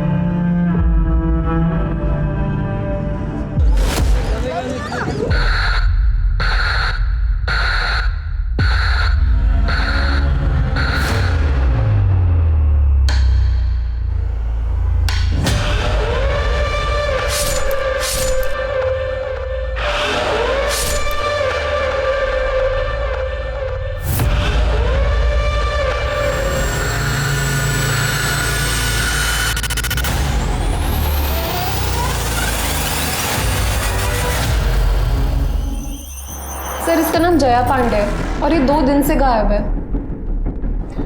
ये वही लड़की है ना जिसका वीडियो वायरल हुआ था? यस सर, और इस वीडियो की वजह से इस बेचारी को बहुत कुछ झेलना पड़ा। सर जहाँ जाती थी लोग इसका मजाक उड़ाते थे, ताने देते थे। और सर सबसे बुरी बात ये कि इसके घर वालों ने इसको अपने घर से बाहर निकाल दिया। बड़ी मुश्किल से मैंने अपने कज़न के खाली फ्लैट में इसको शिफ्ट करवाया था और इसे समझाया भी था कि दूर रहे इस कमीने प्रवीण से, पर इसने मेरी बात नहीं सुनी सर और जयपुर चली गई उससे मिलने।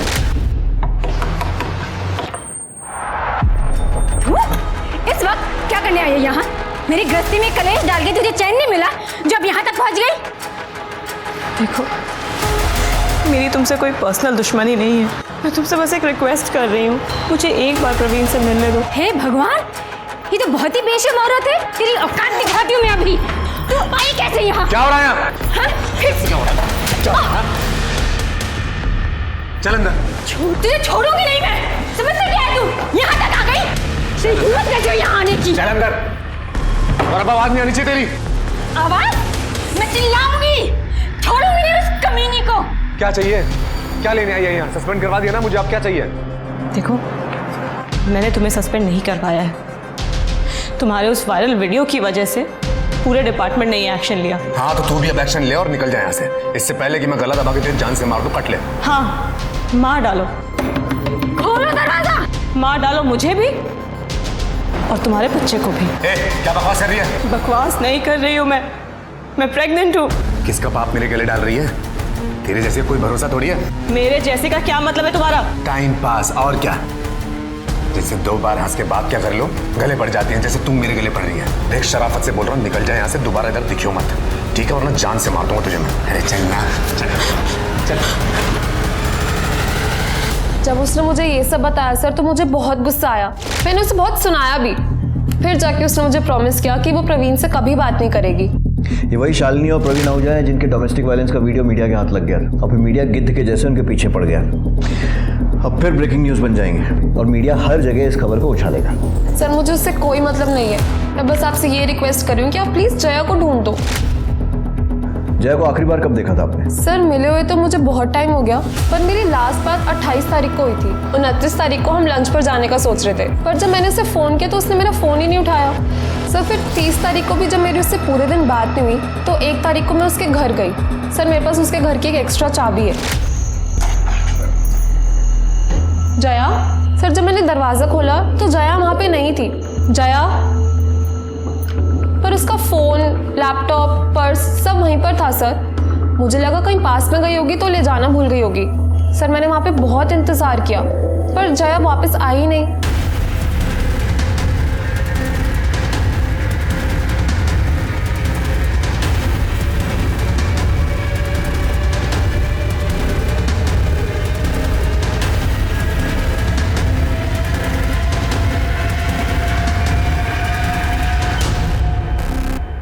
राजीव सर, फोर्स एंट्री या फिर स्ट्रगल का तो कोई निशान नहीं दिख रहा। देखो अच्छे से, कुछ और मिलता है तो।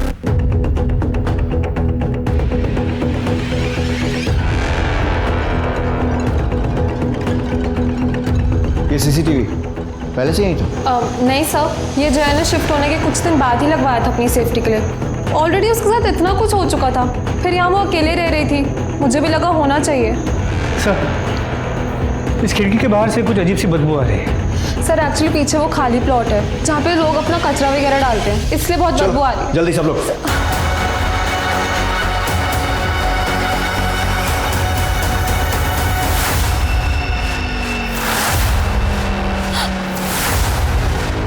जया! जया! पीछे पीछे हुए प्लीज।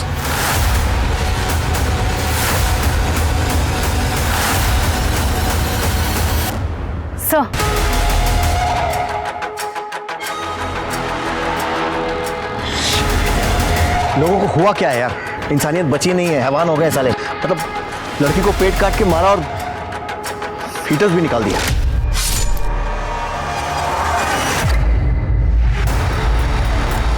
देखो आसपास कुछ मिलता है तो। सर, कहा नहीं जा सकता कि कितनी बार चाकू से वार किया गया पेट पे। पेट को बुरी तरीके से काटा गया है, बच्चे को बाहर निकाला गया है और बच्चे पर भी चाकू से वार किया गया है। मिश्रा, बॉडी को पोस्टमार्टम के लिए भिजो और फीटस का डीएनए टेस्ट करवाओ। जया का फ़ोन सीज करो, फैमिली को इन्फॉर्म करो और घर के पास में अगर कोई सीसीटीवी है तो वो चेक करो। पता लगे कि इतनी रात को अकेले निकली क्यों थी। जिसने भी ये किया है बचना नहीं चाहिए।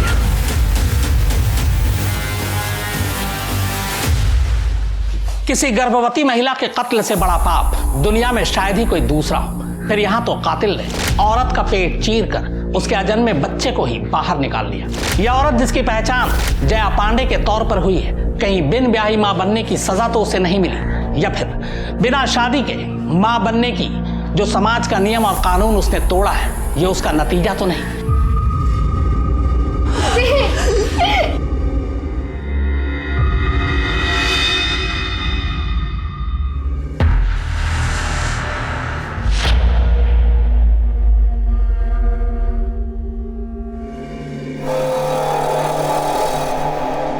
इंस्पेक्टर साहब, हर माँ बाप की तरह हमने थोड़ी सख्ती की थी उसके साथ, पर ये तो सब उसकी भलाई के लिए था ना। कितनी बार समझाया था उसे, पर नहीं मानी। घूम रही थी उस कमीने शादीशुदा इंसान के पीछे। उस कमीने ने इसकी जिंदगी बर्बाद तो कर ही दी थी, अब जान भी चली गई। आपका कहने का मतलब है कि जया की मौत में प्रवीण आहूजा का हाथ है? सिर्फ हाथ नहीं है सर, उसी ने मारा है इसे। रोज घर वालों से लड़के उसके लिए टिफिन लेके जाती थी, खाना खिलाती थी उसे। देखिए अब क्या कर दिया। साहब को दूध पिलाया, साहब ने ही डस लिया। आप लोगों को पता था कि जया प्रेग्नेंट है?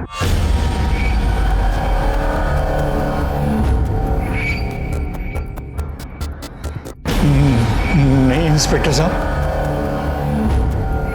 ठीक है, फिलहाल आप लोग जा सकते हैं, लेकिन अगर कुछ भी याद आता है, ऐसी कोई भी बात जो इस इन्वेस्टिगेशन में हेल्प कर सके, तो हमें इन्फॉर्म कीजिएगा।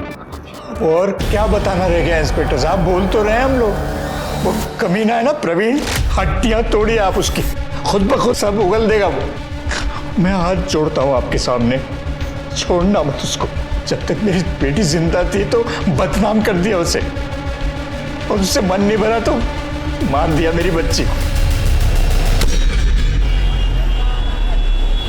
मैंने तो पहले ही कहा था इस पे भी नजर रखो। जो कसर उसने छोड़ दी है ना, कहीं ये वो पूरी ना कर दे। देखा नहीं था जब पुलिस वालों के सामने रो रही थी तो वो लोग हमें कैसे देख रहे थे? वो तो नाक कटवा के गई है, ये तो पूरे परिवार को जेल भिजवा के मानेगी।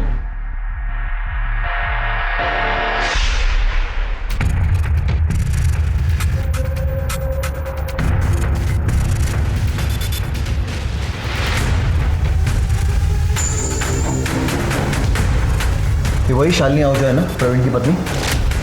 जी सर, और ये फुटेज 28 तारीख की शाम 5:30 बजे की, जिस दिन जया ने प्रीति से आखिरी बार बात की। पता करो शालिनी के साथ ही आदमी कौन है। सर ये मेरा भाई राजू तोमर है। अच्छा, आपके भाई हैं?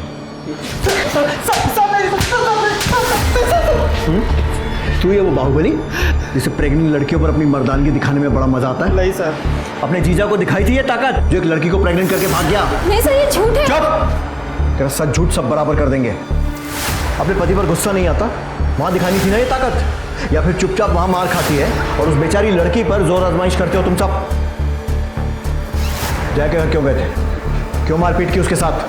सर क्योंकि इतना सब कुछ होने के बाद भी वो प्रवीण को कांटेक्ट कर रही थी, जबकि प्रवीण उससे बात तक नहीं करना चाहते थे।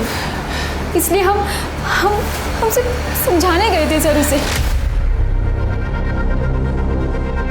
मैं फैसला तुझे क्यों आई? हाँ? समझ में नहीं आता तुझे? हाँ? छोड़ो, समझ में नहीं आता। मना किया था तो ये जेल के 5 साल से। हाँ मना किया था ना। सुन, दोबारा आई ना, अच्छा नहीं होगा, मार डालूंगी मैं तुझे। तो मेरी बात इसे समझाना कहते हैं, ठीक है? दामिनी, इन्हें इनकी भाषा में कुछ समझाओ। सर नहीं। बस आया समझ में? और अब तेरी समझने की बारी। बहुत मजा आता है ना तुझे लड़कियों के कपड़े फाड़ने में? विकास, जैसे इसने जया के कपड़े फाड़े थे ना, एक एक कपड़ा फाड़ा इसने। नहीं सर गलती हो गई सर, गलती हो गई सर। बहन का सोच के गुस्सा आ गया था सर। तो इसके साथ वापस आ गया था ना? फिर दोबारा कब गया था जया के घर मारने के लिए उसे? बाहर कैसे बुलाया उसे? सर मैं सिर्फ एक ही बार गया था दीदी के साथ सर, मैंने उसे नहीं मारा सर, सिर्फ मैं एक बार समझाने गया था सर। फिर से समझाने? सर धमकी देने गया था सर, बस उसे ये कहने गया था कि जीजा जी से दूर रहे सर, पर सर मैंने उसे नहीं मारा सर, सच में। पढ़ा रहने दो उसको, यहीं मॉलेस्टेशन का केस बनाओ। मॉलेस्टेशन? सर आप ऐसा नहीं कर सकते सर। दामिनी, समझाओ इसे कैसे कर सकते सर प्लीज सर। हाँ राजीव, कुछ और मिला? जी सर, ये देखिए सर, 28 तारीख जिस दिन शालिनी और उसका भाई जया के घर गए थे, उसी रात 11 बजे की ये फुटेज सर। यहाँ पे प्रवीण जया के साथ मारपीट करते हुए दिखाई दे रहा है।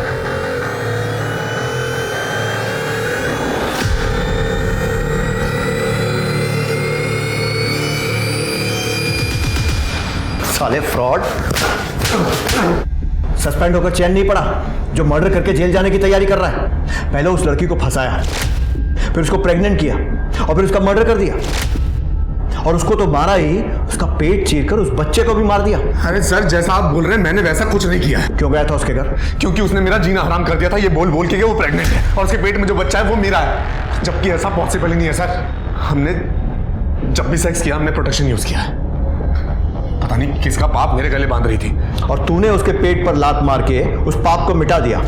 अरे सर, मैंने अपना पाँव जरूर उठाया था, लेकिन लात उसके पेट पर नहीं, मैंने जमीन पर पटकी थी। मैं सच बोल रहा हूँ, आप मेरा यकीन क्यों नहीं कर रहे हैं? मैंने कुछ नहीं किया।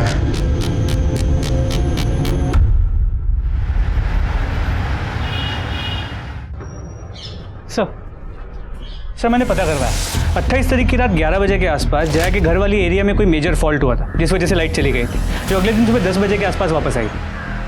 मतलब सीसीटीवी लाइट जाने के कारण बंद हुआ था। मलिक, हमारे पास और कोई तरीका नहीं अब ये पता करने का कि प्रवीण के जया के पेट में लात मारने के बाद क्या हुआ, क्योंकि उसके हिसाब से तो वो अपने घर चला गया था और सुबह तक वहीं था। लाइट आने के बाद के सीसीटीवी में कुछ मिला? नहीं सर, 29 तारीख को सुबह लाइट आने के बाद से जया के घर पे कोई नहीं आया था, घर खाली ही था। 1 अक्टूबर की सुबह 11 बजे के आसपास प्रीति वहाँ आई थी, शायद जया को ढूंढते हुए, और उसके बाद कुछ देर बाद वहाँ से वो चली गई। मतलब जया 28 तारीख की रात को और 29 तारीख की सुबह 11 बजे के बीच में ही अपने घर से निकली थी। सर ये देखिए सर, यही फुटेज शालिनी उसके भाई और प्रवीण के आने से पहले दोपहर 3 बजे की है। सर इसमें जया के चेहरे पर मारपीट के निशान है। इसका मतलब कोई और भी है जो जया के साथ मारपीट करता था। प्रीति ने बताया था कि जया की फैमिली भी उसके साथ मिसबिहेव करती थी। कहीं ऐसा तो नहीं है कि उसके खुद के माँ बाप के घर में ये सब हुआ? जी सर, मैंने मॉर्ग में भी नोटिस तो किया था। जया की माँ ने जया का चेहरा देखने के बाद इमीडिएटली मनोज का चेहरा देखा था, एज इफ मनोज ने उसे मारा। हेलो सर, मैं मानसी पांडे बोल रही हूँ, जया पांडे की छोटी बहन। सर मुझे आपको कुछ बताना है। सर मैं पुलिस स्टेशन नहीं आ सकती। सर हम कहीं बाहर मिल सकते हैं क्या? ठीक है।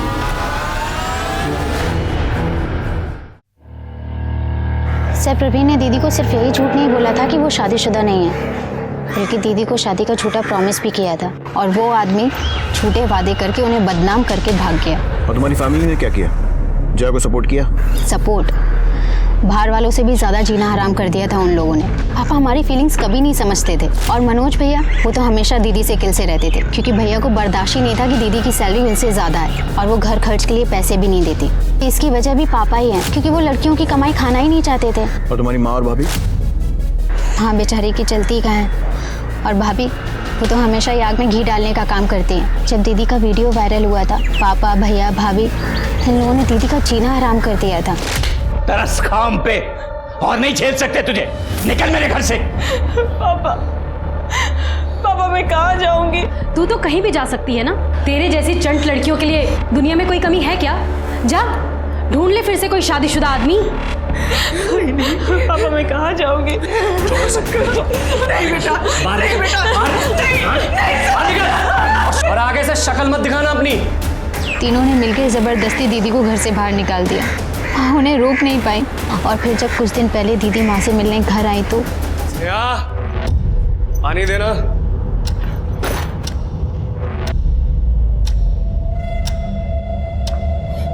फिर आ गई तू, फिर आ गई तू। दूर खड़ी रहो। तुम्हारे लाड प्यार की वजह से इसकी हालत हुई है। ये इधर आज तेरा मैं वो शक करूंगा ना, इस घर में कदम रखने से पहले डरेगी तू।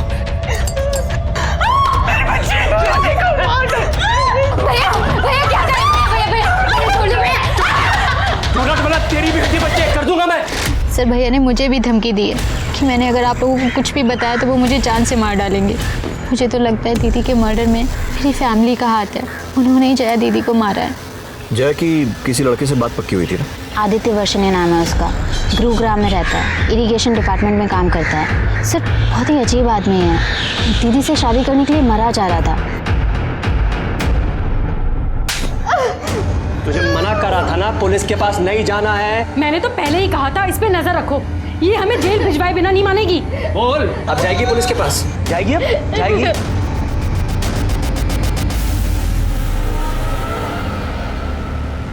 सर मुझे अब भी यकीन नहीं हो रहा कि जया इस दुनिया में नहीं है, और उसके साथ जो भी हो ना सर, सिर्फ उसमें उसका इतना कसूर है कि उसने उस कमीने प्रवीण से प्यार किया। सर बहुत इनोसेंट थी सर वो। और तू कैसा है? सिर्फ अच्छा ही है या इनोसेंट भी है? क्योंकि आजकल के जमाने में तेरे जैसे लड़के मिलना बहुत मुश्किल है, जो सब जानते हुए भी शादी करने के लिए तैयार हो गए। सर मैं वैसा इंसान नहीं हूँ कि किसी को दूसरा चांस ना दूं अगर उससे कुछ गलती हो जाए, और यहाँ पे तो जया की गलती भी नहीं थी ना सर। 28 सितंबर की शाम से 30 सितंबर की सुबह तक कहाँ था? मैं गुरुग्राम में था सर, अपने घर पे। प्रूफ दे सकता है? प्रूफ कहाँ से लाऊं सर? मुझे पता थोड़ा था प्रूफ देना पड़ेगा। पता होता तो मैं रखता किसी को अपने साथ प्रूफ के लिए। इनोसेंट होने के साथ साथ स्मार्ट भी है। किसी पर शक है जो जया के साथ ऐसा कर सकता है? शक नहीं सर, मुझे पूरा यकीन है प्रवीण आहूजा पे।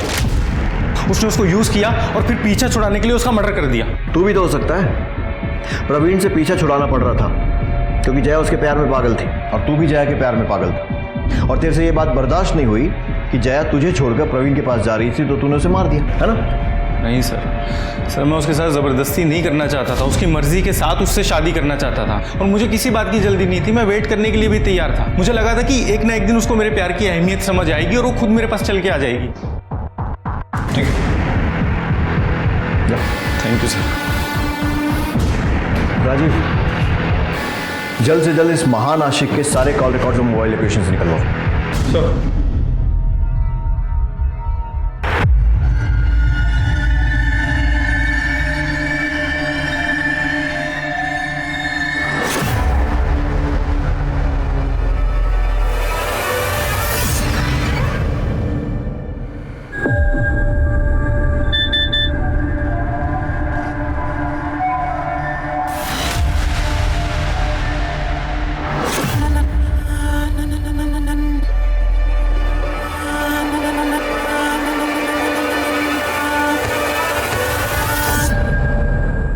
सर, ये देखिए न्यूज में क्या आ रहा है।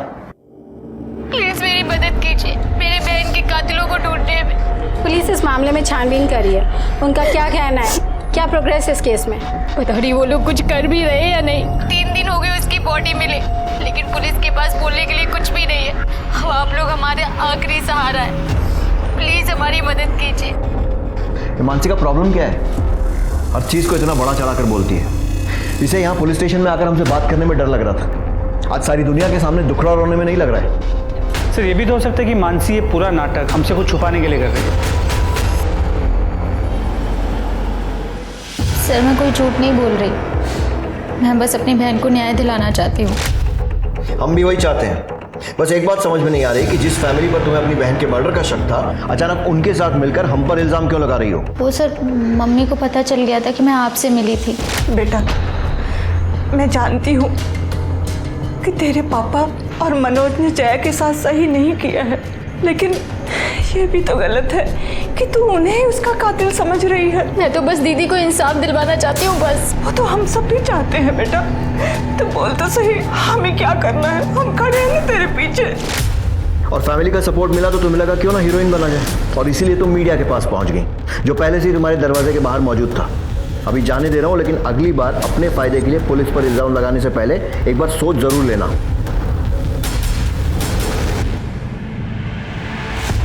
सर पोस्टमार्टम रिपोर्ट के मुताबिक जया की मौत 29 तारीख के सुबह 5 और 7 बजे के बीच चाकू के वार की वजह से हुई। उसके पेट में जो फीटस था वो 4 महीने का था। फीटस का डीएनए प्रवीण के डीएनए के साथ मैच करने के लिए भेज दिया। सर 28 तारीख की रात आदित्य की मोबाइल की लोकेशन जया के घर के पास की दिख रही है। राजीव, उठाओ इस आशिक को, इसका इनोसेंस निकालने का टाइम आ गया है।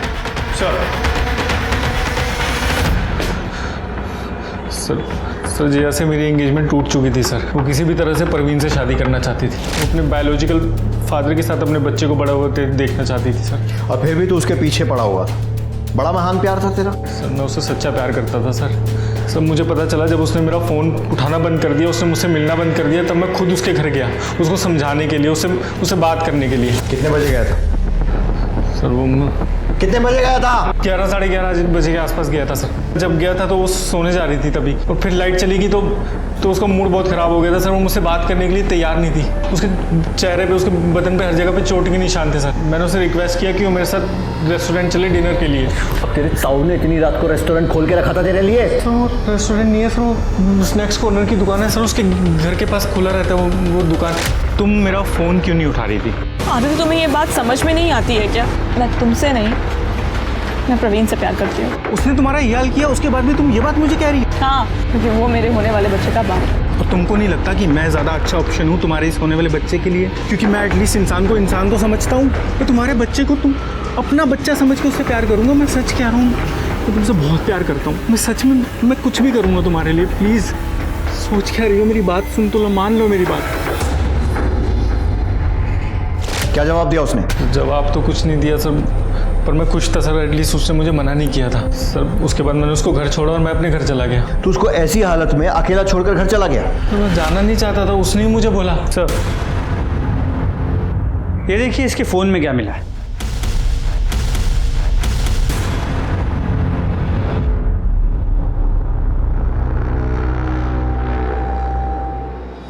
सब मेरी एंगेजमेंट हुई बड़ी थी सर उससे।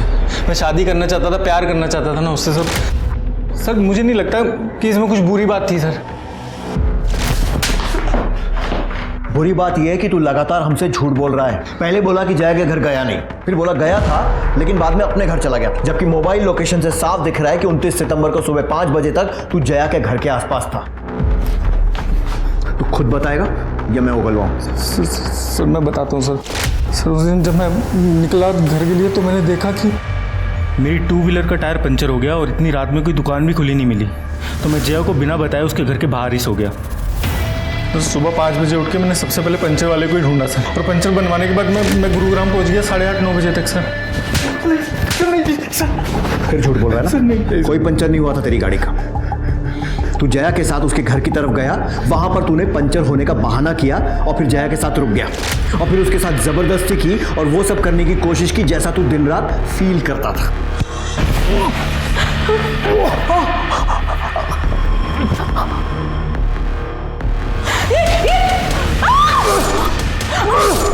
और उसके बाद तूने जया की बॉडी उसके ही घर के पीछे फेंक दी और फिर जब उसका पेट काटा तो तुझे वो बच्चा दिखा, वो बच्चा जिसको देखकर तुझे प्रवीण की याद आई, जिसकी वजह से जया तेरी नहीं हो पा रही थी। तूने उस बच्चे से भी बदला लिया जो पैदा ही नहीं हुआ था। सर नहीं सर, मैं सच बोल रहा हूँ सर, मैंने ऐसा कुछ नहीं किया सर प्लीज़ सर मेरी बात का विश्वास करिए सर। सच बोल रहा हूँ सर। सब पता चलेगा मलिक, रगड़ो ऐसे। सर लेकिन मैंने कुछ नहीं किया सर। सर कुछ देर पहले मानसी पुलिस स्टेशन आई थी। उसका कहना है कि उसे कोई धमकियां दे रहा है और उसका पीछा करता है। जिस नंबर से धमकियों भरे मैसेजेस आ रहे थे हमने उसकी छानबीन शुरू कर दी है। उसको कौन धमकियां देगा? सर जया के बैंक डिटेल्स। सर पिछले कुछ दिनों में उसने अपने सैलरी अकाउंट से अच्छी खासी रकम विड्रॉ की है। लेकिन मानसी ने कहा था कि जया घर खर्च में पैसे नहीं देती क्योंकि उसके पिता बेटी की कमाई नहीं खाते। तो फिर क्या किया इतने पैसों का, कहाँ खर्च किए होंगे? मलिक, जया के घर के पास के डम डेटा का क्या हुआ? सर इस टावर पे से हजारों लाइंस कनेक्टेड है, थोड़ा वक्त लगेगा। ठीक है सर। मानसी को जिन अलग अलग नंबरों से धमकी के फोन आ रहे थे वो सब चोरी के, लेकिन सर उसमें से एक नंबर पीछे हो गए। उस नंबर की डिटेल्स हम लोग पता कर रहे हैं। कौन हो सकता है ये?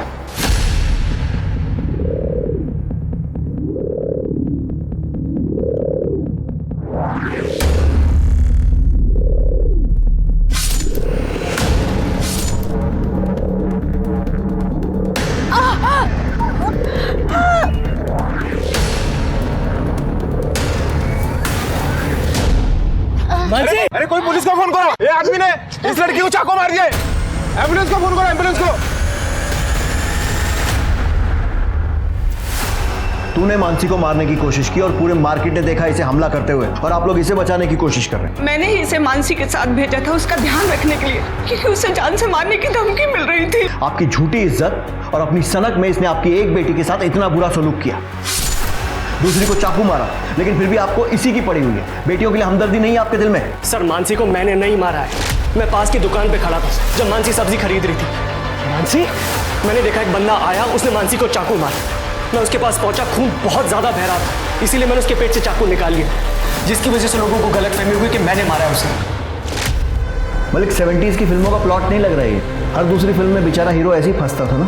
अब समझ में आ रहा है तेरी सोच इतनी घटिया क्यों है। मानसी के अटेम्प्ट टू मर्डर में इसको अरेस्ट करो और लेकर जाओ। सर मैंने नहीं मारा उसे। सर मेरी बात इस केस में एक के बाद एक नए और ड्रामेटिक खुलासे हो रहे थे। मानसी की जान बच गई थी, वो हॉस्पिटल में थी, और इधर पुलिस ने उस पीसीओ की लोकेशन पता कर ली थी जहां से मानसी को धमकी भरा फोन आया था। ये पीसीओ मनोज के ऑफिस के ठीक सामने था। तो क्या मनोज खुद ही अपनी बहन को धमकी दे रहा था? पर क्यों? जया के घर के बाहर मिले रैंडम एक्टिव नंबर्स की पुलिस जांच कर रही थी, और इस जांच में पुलिस को एक ऐसा नंबर मिला जो जया के मर्डर और मानसी पर हुए हमले के दौरान दोनों जगह एक्टिव था। और मर्डर से कुछ ही दिन पहले जया ने इस नंबर पर कई बार बात की थी। जया ने तेरी इतनी मदद की और तूने बदले में क्या किया? उसे मार दिया। क्यों? सर, पापा चाहते थे कि मैं उनकी दुकान पे मदद करूं, पर मैं कॉलेज जाना चाहता था, पढ़ना चाहता था। पर कॉलेज में जाने के बाद मुझे वहाँ बैटिंग का चस्का लग गया, और जिसके लिए पैसे चाहिए थे, जो मैं जया दीदी से एक्स्ट्रा क्लासेस के नाम पे लेता था। और फिर एक दिन वो कॉलेज के पास से गुजर रही थी, तो देखने के लिए कि मेरी पढ़ाई कैसी चल रही है, वो कॉलेज में आ गई और उन्हें सब कुछ पता चल गया। इतनी मुश्किल से तुम्हें ये मौका मिला है और तुम वो मौका ये जुए और बैटिंग में गंवा रहे हो और मुझसे झूठ बोलकर पैसे ले रहे हो। सॉरी दीदी, प्लीज़ माफ़ कर दो, दोबारा नहीं होगा। दोबारा कुछ नहीं होगा। और आज के बाद से मैं तुम्हें कोई पैसे नहीं देने वाली हूँ, और जितने पैसे तुमने मुझसे पढ़ाई के नाम पर झूठ बोल कर लिए हैं ना, वो मुझे 10 दिनों के अंदर वापस चाहिए, नहीं तो तुम्हारे पापा को मैं सब कुछ सच बता दूंगी। मैं बहुत डर गया था कि अगर जया दीदी ने पापा को ये सब बता दिया तो मुझे बहुत मार पड़ेगी और मुझे उनके साथ बैठ के कपड़े सिलने पड़ेंगे। और 28 तारीख को 10 दिन पूरे होने वाले थे। मेरे पास 1 रुपया भी नहीं था दीदी को देने के लिए। और फिर 29 तारीख के सुबह 5:30 बजे मैं दीदी के घर के इधर चला गया। उस वक्त उस एरिया की लाइट नहीं थी, बहुत अंधेरा था। हरीश, तुम इस वक्त यहाँ क्या कर रहे हो? दीदी, वो आपके पैसे इस वक्त दो। शिट, मैं पर्स तो अपनी गाड़ी की डिक्की में ही भूल गया। आप एक काम करो, आप मेरे साथ आओ, मैं आपको पर्स दे दूंगा और फिर मैं वो वहीं से निकल जाऊंगा। देखो, तुम जाके पैसे लेके आओ, मैं नहीं आने वाली हूँ बाहर।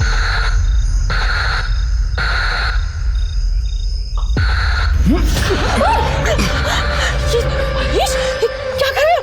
पैसे चाहिए थे ना तुझे?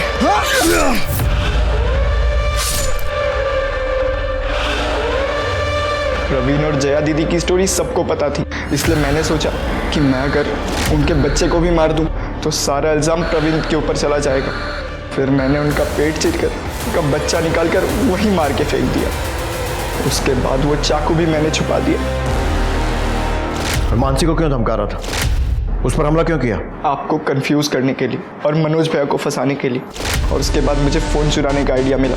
मैं फ़ोन चुराता, धमकी देता और फ़ोन तोड़ देता। मुझे पता था कि मनोज भैया भी आपके शक के लिस्ट में है, इसलिए जब वो मानसी के साथ मार्केट में थे, इसलिए मैंने जानबूझकर उस पर अटैक किया और उन्हें वहाँ से चाकू मारकर भाग गया। और सबको लगा कि मनोज भैया ने उन्हें चाकू मारा।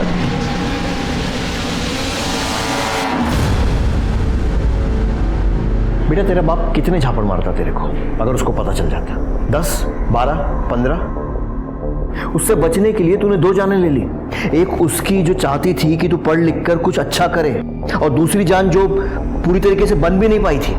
मालूम है, जो खतरनाक क्रिमिनल होते हैं ना, वो भी इतनी दरिंदगी नहीं दिखाते हैं जो तूने किया है। इस केस को देखकर मुझे बशीर बदर साहब का एक शेर याद आता है, कोई हाथ भी ना मिलाएगा जो गले मिलोगे तपाक से।